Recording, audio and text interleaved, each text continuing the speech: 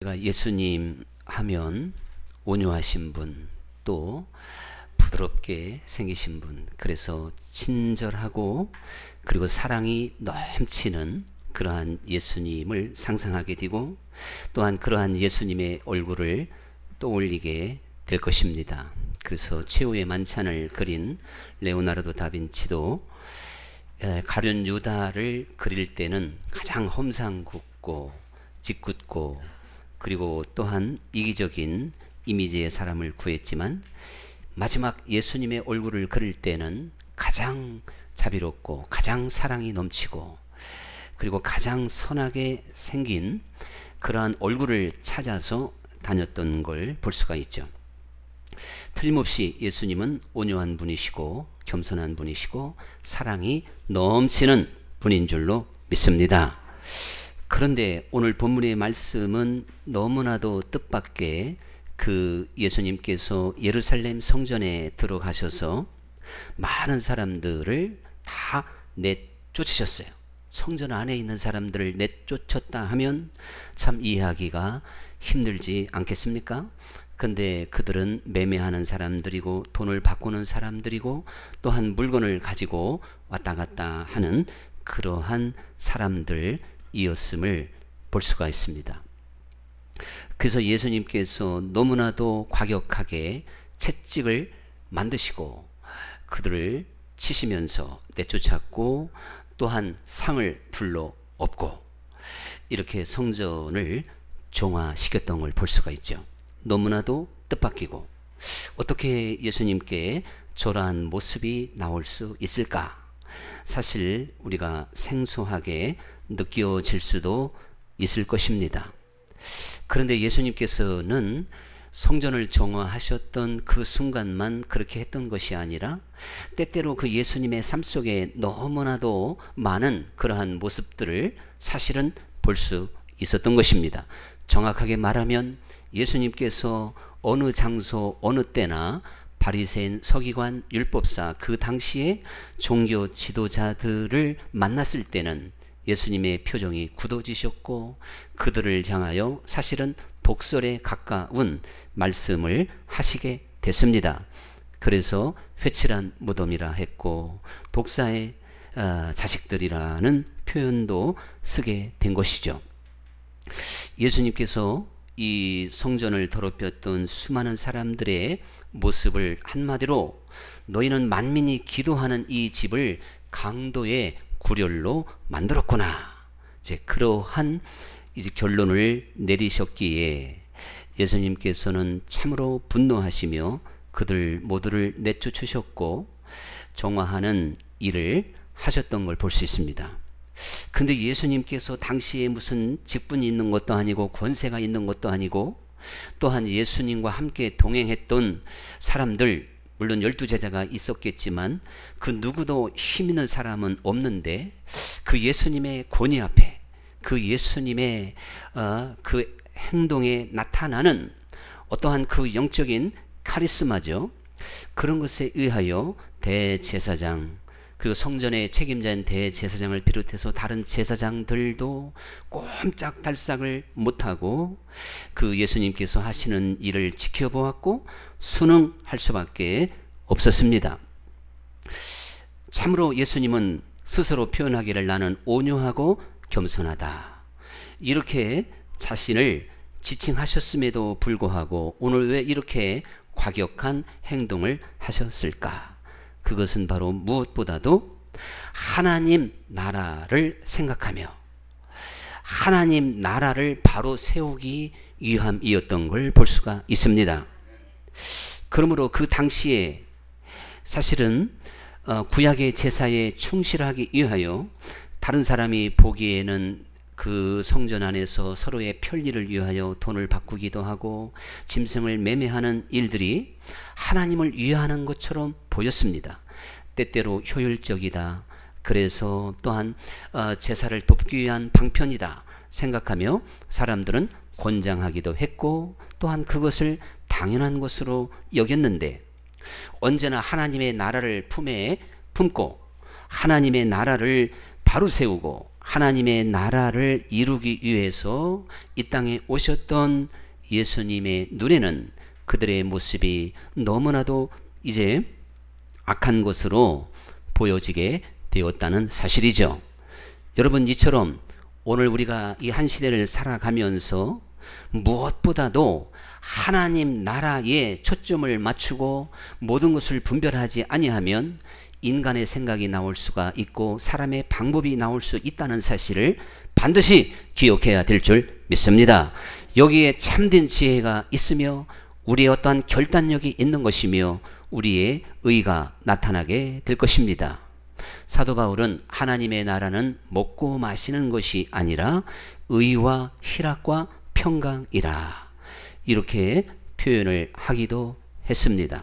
또 회개하라, 하나님의 나라가 가까이 왔다. 이렇게 예수님도 말씀하시고 세례 요한도 외치게 되어서 오늘 하나님께 부름받은 하나님의 자녀들은 우리 모두는 저 세상에서 하나님의 나라로 부름받은 하나님의 백성인 줄 믿습니다.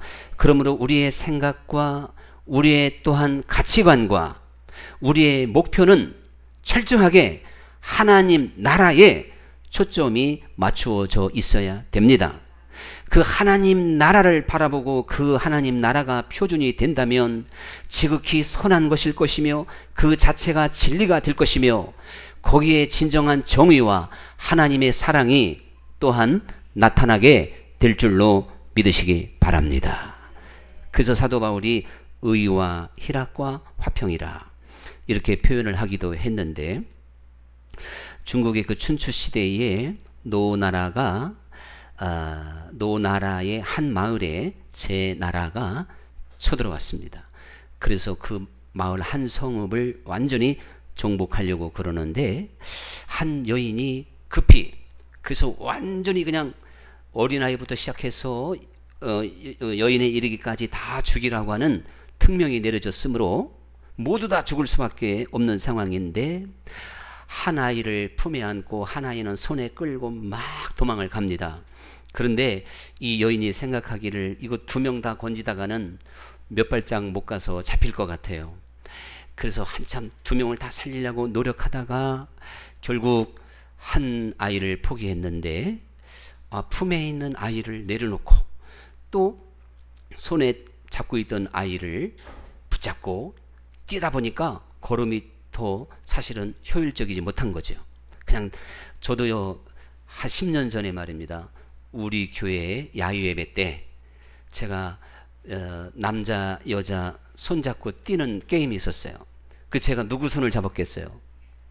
미워도 다시 한번 어쩔 수 없이 우리 제 아내 손을 잡고 뛰는데 이거 답답하더라고. 저 결승점은 한 5m 한 10m 남았는데 급한 김에 제 아내를 제가 안고서 그냥 달려가지고 1등을 했습니다.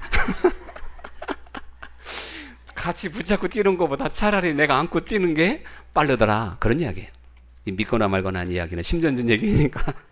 그래서 김차람 장로님이 참 감탄했던 적도 있죠. 기억나시죠? 네. 연세 들으셨구나. 까먹은 거 보니까. 자, 그런데 이 여인이 지금 이 세상에 품에 있는 아이를, 갓난아이를 안고 뛰어야 빠르지 3살 4살짜리가 어떻게 안고 갈 수도 없고 힘들으니까. 그러다 결국에는 잡히게 됐어요. 그러니까 그 장군이 이 여인의 기이한 행동을 보고 그대는 어떻게 해서, 보통 사람 같으면은 막내가 더 귀엽기도 하고 어차피 이 품에 있는 애를 가야 뭐 살 길이 열 텐데 그 어렵게 그 아이를 잡고 뛰었느냐 하고 엄한 얼굴로 물어보니까, 제 품에 안고 있던 아이는 제 자식이고 내가 손을 잡고 뛰었던 아이는 제 시숙, 그러니까 손 위에 동서, 그 뭐 시숙입니까? 시숙의 아이입니다. 근데 제가 만약에 내 아이를 살렸다면 어떻게 가족과 친족 간의 정의가 이루어질 수가 있겠습니까? 그리고 이 이야기를 들은 우리 마을 사람과 우리 노나라는 어떻게 정의를 외칠 수가 있을 겁니까? 이렇게 이야기를 하니까 장군이 감탄하고 그 순간에 군사를 돌이켜서 이렇게 의를 진정으로 아는 나라에 백성이 있는 이 마을을, 이 성을 우리는 멸할 수 없다 하고 돌아가게 됐다는 것이죠. 여러분 생각에는 이 여인이 대단한지 장군이 대단한지 제가 볼 때는 똑같은 것 같아요.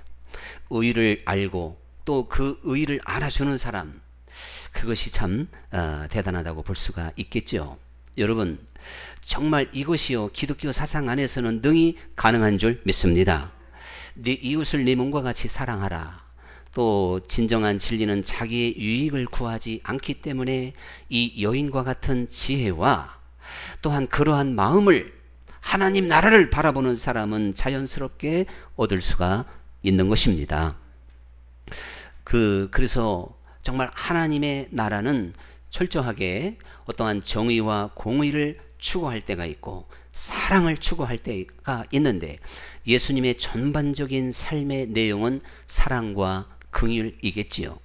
그래서 문둥병자라 할지라도 그들의 손을 붙잡아 주셨고, 또한 배고픈 사람들을 위하여 오병이어의 이적을 베푸셨고, 질병으로 고통당하는 그 어떠한 사람이라 할지라도 한 사람도 거절하지 않고 그들의 아픔을 온전히 받아주셨던 예수님이셨습니다.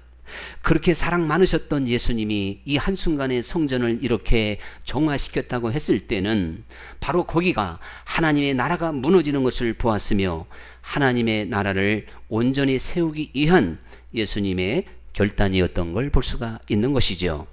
그래서 우리는 하나님의 나라를 한쪽으로만 생각해서는 안 되는 것입니다. 그래서 사랑과 정의, 균형 잡힌 시각을 가질 수 있어야 될 텐데, 그 프랑스에서 아주 높은 자리를 독차지했던 파풍이라는 분을 잘 아실 거예요. 모리스 파풍, 나치가 이제 독일의 나치가 지배 후에 그 드골 대통령 때 파리에서 경찰국장을 지내게 됐습니다. 또한 지스카르 데스탱 그 대통령 때 예산 장관을 지내게 됩니다. 그래서 뭐 탄탄대로로 걸어가던 이 모리스 파풍에게 81년도에 신문에 그에 관한 기사가 나옵니다. 그것은 바로 무엇이냐면 2차 대전 때 유대인의 그 아우슈비츠 대학살 사건의 주범이요, 그 수용소에 많은 사람 유대인들을 교묘하게 이제 붙잡아서 팔아넘긴 사람이 바로 파풍이라고 하는 기사가 나오게 됩니다. 그때 이 기사가 처음 나왔을 때 그는 모든 직책을 내려놓고 조용히 참회하며 남은 인생을 살고 싶다, 이렇게 이제 스스로 인정하며 참회했지만 프랑스 언론과 백성들은 용서하지 않았습니다. 그래서 결국 83년에 기소당하게 됐고 20년에 이제 그 감옥형을 받게 됐죠. 83년이면 무려 약 한 45년 이상의 시간이 흘렀지만, 그래서 공소시효가 지나도 한참 지났다고 말할 수 있겠지만 역사적인 죄인이었기 때문에 그 정의와 또한 올바른 가치관을 가졌던 프랑스 백성들은 그를 용납할 수가 없었던 걸 볼 수가 있는 것입니다. 오늘 사실 우리는 예수님께서 7번씩 70번이라도 용서해라, 분명히 이렇게 말씀을 하셔서 하나님의 나라를 추구하는 하나님의 백성들이 소화병적인 태도로 너무나도 또한 어떤 그 염세적인 그런 차원에서 사람들의 하나님의 사랑을 실천하려고 그럽니다. 그런데 이제 개인의 어떠한 용서와 개인의 허물을 우리는 무한정 용서해 줄 수 있겠지만, 큰 틀에서, 그래서 공익에서 벌어지는 악을 사실은 하나님의 나라는 아주 추상같이 추궁하고 있는 걸 볼 수가 있습니다. 그러므로 오늘 우리는 한 사람의 연약함과 실수와 한 사람의 잘못, 우리 이걸 가지고 따지고 그냥 엄청나게 우리는 죽을 죄인처럼 생각하지만, 어느 한 사람이 구조적으로 또한 국가적으로 거시적으로 악을 행하는 것에 대해서는 잠잠하고, 거기에 나서면 무슨 진보적인 사람 또한 악한 사람 뭡니까 운동권처럼 생각하는 것이 한국 교회의 현실이었던 걸 볼 수가 있죠.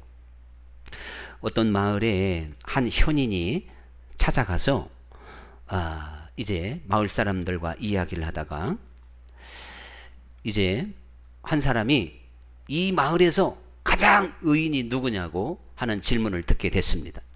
그러니까 이 마을에서 이제 그러면서 사람을 소개하는 거예요. 세 부류의 사람을 소개하는 거예요. A라는 사람은 모든 사람이 좋다고 박수친대요. 그 사람 싫어하는 사람 없다는 거예요. B라는 사람은 그 사람 다 싫어한대. 좋아하는 사람이 거의 없다는 거예요.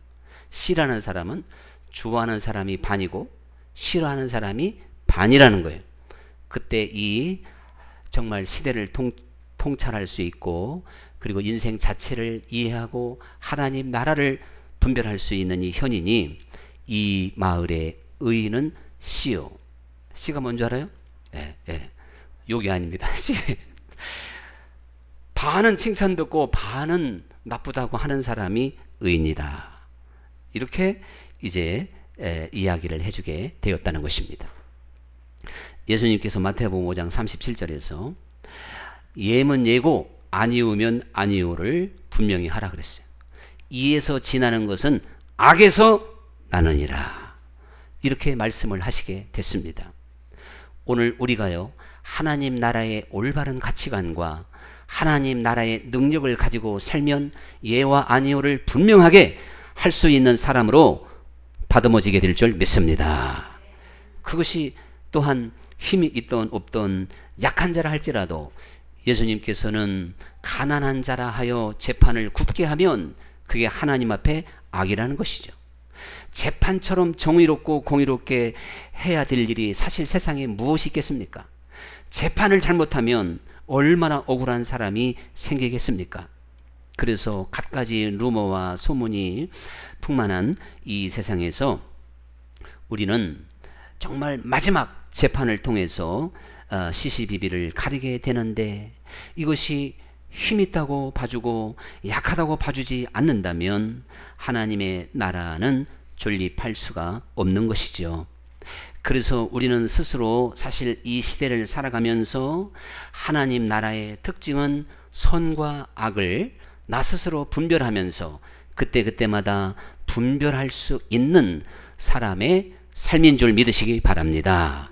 그래서 시편 1편에도 복이 있는 사람은 악인의 꾀를 따라가지 않고 죄인의 자리에 앉지도 않는다는 것입니다. 오늘 우리는 하나님 나라의 온전한 분별력을 가지고 이 세상을 살아야만이 내가 지금 서 있는 자리가 죄인의 자리인지 악을 따라가는 길인지 악한 자와 함께하는 자 길인지를 순간순간 매일매일 분별할 수가 있어야 되는 것이죠. 그래서 그 판단 기준이 바로 하나님 나라의 가치관인 것입니다. 그렇게 될 때 우리는 하나님의 나라를 바로 세우게 되는 것이고 하나님께서 원하시는 참으로 사랑도 있고 공의로운 하나님 나라 자체를 세우는 복된 삶으로 이어지게 될 줄로 믿으시기 바랍니다. 근데 예수님께서 무엇보다도 어떠한 일들을 보았을 때 어떠한 일을 만났을 때 그 모든 것을 즉각 분별하고 판단할 수 있었던 건 사실 하늘에 즉 영성이 있었기 때문이라는 사실이죠. 영성은 바로 분별력이고 판단으로 이어질 수가 있습니다. 그러므로 예수님께서 오늘 성전을 정화했던 이러한 영성으로 이 세상을 살았던 세례 요한도 회개하라 천국이 가까웠다 말했고 바리새인을 비롯해서 당시의 종교 지도자들이 세례 요한에게 나오니까 독사의 자식들아 누가 너희를 이 임박한 진노에서 피하게 하였느냐 피하라 하느냐 하면서 그냥 직격탄을 날렸던 걸 볼 수가 있습니다.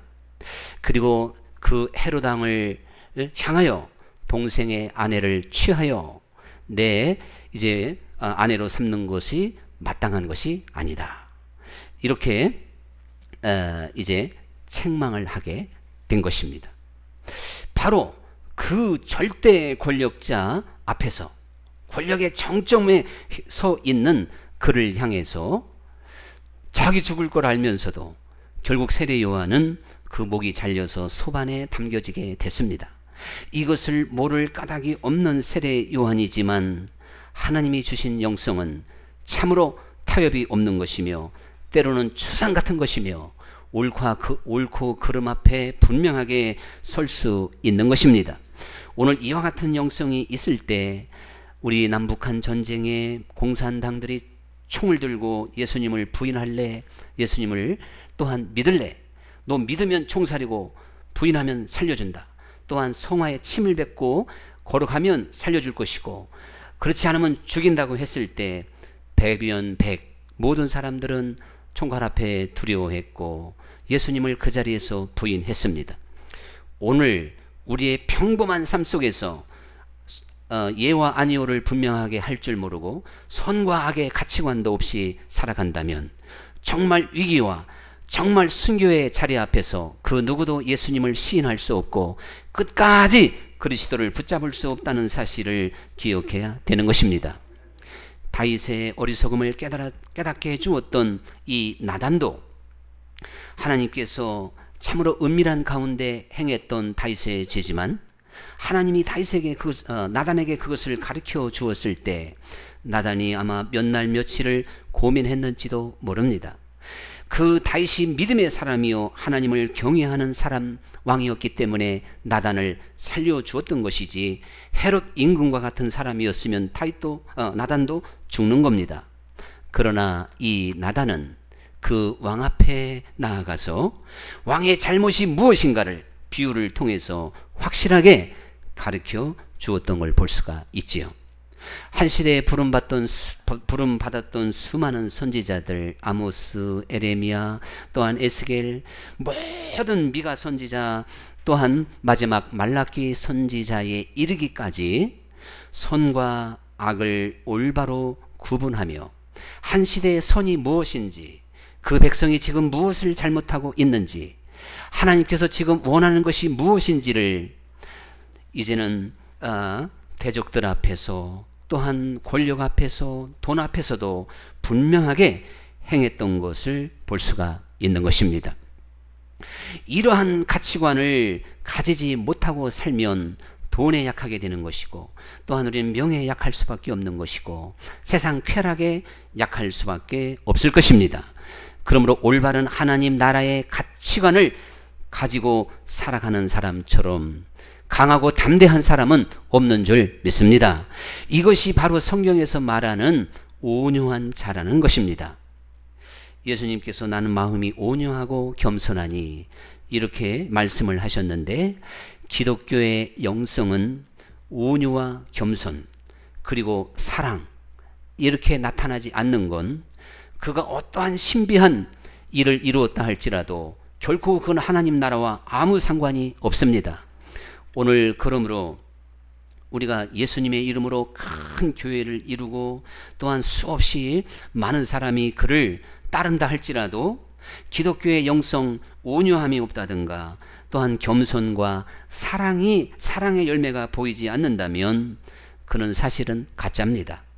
그가 무슨 하늘의 계시를 받았고 몇 년도에 예수님이 오신다 하고 그가 기도하면 병자가 치료받고 귀신이 쫓겨난다 할지라도 결코 하나님께로부터 온 것이 아닌 겁니다. 하나님 나라는 철저하게 온유한 나라이며 거기에 겸손함과 사랑이 있는 나라인 줄 믿습니다. 그런데 우리가 온유라고 하는 것을 생각할 때 좀 소극적이고 그리고 좀 내성적이고 그리고 이제 온유한 거 뭔가 뒤로 물러나고 할 말도 못하고 흔한 말로 비실비실한 게 온유 아닐까? 이런 고정관념을 가질 수도 있겠지요. 그러나 그 참된 온유라고 하는 것은 한자로 말하면 외유내강입니다. 외유내강이에요. 분명히 온유에는 부드러움이 있고 친절함이 있고 따뜻함이 있습니다. 그래서 사실은 이 세상 모든 것은 부드러움이 이기는 것이지 강한 것이 이기지 않는다는 것을 우리는 잘 알고 있습니다. 이 세상에서 가장 강한 게 물입니다. 다이아몬드가 강하지만 다이아몬드를 마지막 쪼개는 게 물입니다. 그러므로 사실은 부드러운 것이 가장 강한 것인데 그런데 이 온유는 부드러움만 있는 게 아니란 말이죠. 거기에 진정한 내공이 있습니다. 그것은 바로 그 안에는, 부드러움 안에는 정의가 있어야 되고 부드러움 안에는 하나님 나라의 의가 있어야 되는 것이에요. 그래서 예수님께서는 불의와 또한 악 앞에서는 어떠한 것과도 타협하지 않는 강력함이 나올 수 있었던 것이 바로 온유의 특징이었고, 세례 요한과 또한 구약의 수많은 선지자들을 통해서 나타나게 되었던 걸 보게 됩니다. 오늘 이와 같은 영성을 갖추기 위해서 우리는 하나님의 말씀을 먼저 잘 알아야 될 줄 믿습니다.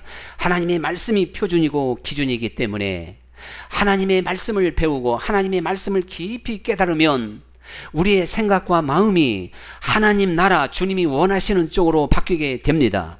우리의 사적인 것이나 사람의 생각이나 욕심이 떠나기 때문에 그런 것입니다. 그러므로 우리는 하나님의 말씀에 나를 먼저 바르게 세울 수 있는, 그 말씀에 나를 무릎 꿇릴 수 있는 하나님의 자녀들이 되어야 될 줄로 믿습니다. 우리는 말씀을 알지 못함으로 하나님의 뜻인 줄 알고 열심히 행하여 결국에는 하나님의 뜻을 그르치는 게 너무나도 많습니다. 대표적으로 이단들이 그렇지 않습니까? 그러면 오늘도 마찬가지예요. 예수님께서 당시에 그 성전에서 이렇게 이제 매매하며 일했던 사람들은 잘하고 있다고 생각하기 때문에 꺼리낌 없이 한 겁니다. 그러나 사실 그 내막에서는 그렇게 함으로 그 성전과 제사장들이 누리는 특권과 이익은 이루 헤아릴 수가 없었던 것이죠. 그러므로 그 욕심 앞에 분별력을 잃어버리고 대제사장과 제사장들은 기가 막힌 일들을 허락할 수밖에 없었던 것입니다. 여러분, 우리가 하나님의 말씀을 아무리 잘 알아서 말씀이 그렇구나, 내가 말씀대로 행해야 되겠구나 깨달음을 얻었다 할지라도 기도하지 않으면 지혜와 담력을 얻지 못한다는 걸 아셔야 됩니다. 우리는 기도하는 사람이 될 때 더욱 지혜로운 사람이 되어서 내가 깨닫고 내가 안 것을 그대로 행할 수 있는 사람이 됩니다. 오늘 우리가 평생 사실 교회 나와서 예배를 드린다는 자체는 말씀을 듣는 것이고, 말씀에 대한 분별력과 우리가 알고 있는 말씀의 실력은 참으로 대단합니다. 그래서 우리 삶의 현장에서 무엇이 선이고 악인지 즉각 우리는 분별할 수가 있습니다. 그래도 중심을 잃고 악에게 치우치고 악에게 끌려가는 것은 내가 기도하지 아니함으로 지혜와 분별력을 잃었기 때문이라는 사실이죠. 그래서 예수님도 마지막 십자가를 지기 위해서 땀방울이 핏방울이 되기까지의 기도가 있어야만이 강하고 담대함을 가질 수가 있었던 것입니다. 예수님이 십자가를 져야 된다는 사실을 누구보다도 잘 아셨지만 그 십자가의 고통을 또한 육신적으로 감당하기가 참으로 힘들었던 것도 사실이죠. 그래서 그 육체의 최고의 고통의 그 시간과 그날을 능히 감당하고 나갈 수 있는 그 힘과 능력을 기도하는 시간을 통하여 받게 된 줄로 믿습니다. 우리가 날마다 깨어서 기도하지 않는다면 오늘 우리는 순교의 삶을 살지 못하고 내가 알고 있는 진리는 다 휴지처럼 날아가게 될 것입니다. 그러나 기도하여 우리가 지혜를 갖고 판단력을 갖고 담대한 사람이 되면 악은 모양이라도 버릴 수 있는 참된 하나님의 백성으로 거듭나게 될 것입니다. 이런 이야기가 있더라고요. 사랑을 가지고 가는 자는 가는 곳마다 친구가 있고, 선을 가지고 가는 자는 가는 곳마다 외롭지 않으며, 정의를 가지고 가는 자는 가는 곳마다 따르는 자가 있다. 그러면서 진리를 말하면 듣는 자가 있고, 긍휼을 말하면 화평함이 있고, 또한 성실함을 가지고 가면 믿음이 있다. 자, 성실한 사람 믿음이 있죠? 믿음이 가죠? 자, 이런 이야기가 있어요. 더 듣고 싶으면 제가 카톡으로 넣어드릴 테니까 신청을 하세요. 몇 가지가 더 있는데, 제가 이것을 보면서 이거 뭐 세상에 누가 어떠한 철이니 현인이 이런 명언을 남겼는가 본데, 이것과 똑같이 단숨에 이룰 수 있는 것이 하나님의 나라입니다. 우리가 영적 세계에 눈을 갖고 그리고 진실한 믿음을 가지면 이렇게 하지 말라고 해도 자동으로 할 수가 있어서 우리는 이 세상에서 진정으로 승리하는 자가 될 줄로 믿습니다. 우리 오늘의 찬양을 하나님 앞에 드리면서 오늘의 말씀을 다시 한번 새기도록 합시다.